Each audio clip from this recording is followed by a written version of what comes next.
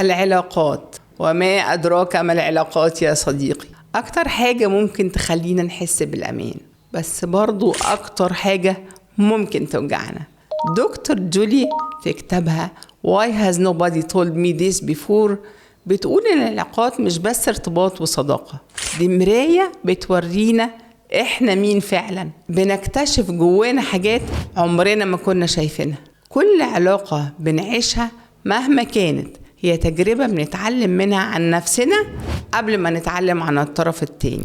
دكتور جولي قالت لنا 4 أسرار هتساعدنا إن علاقاتنا تبقى أهدى.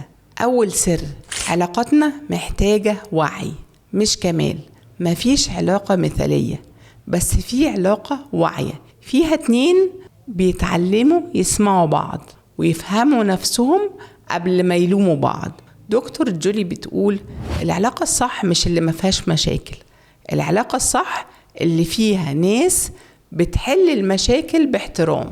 تاني سر: التواصل هو المفتاح. كلمة السر في أي علاقة ناجحة هو التواصل الصح. أغلب الخلافات مش بسبب اللي اتقال، لكن بسبب اللي ما اتقالش. التعبير عن مشاعرك مش ضعف، ده شجاعة. بس الأهم إنك تتكلم من غير هجوم، لأن الهجوم بيقفل باب الفهم ويفتح باب الدفاع. ثالث سر: الحدود يا صديقي. الحب مش إنك تسمح بكل حاجة، الحدود مش مسافة تبعد. دكتور جولي بتقول إن الحدود احترام متبادل بيحافظ على العلاقة من الانهيار.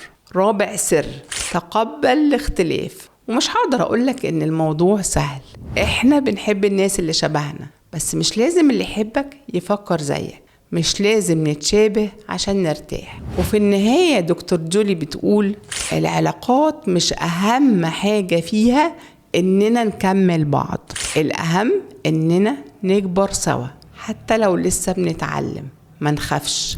حتى العلاقات اللي وجعتك علمتك درس، خلتك تفهم نفسك أكتر، ساعدتك تبقى أهدى وأوضح مع نفسك.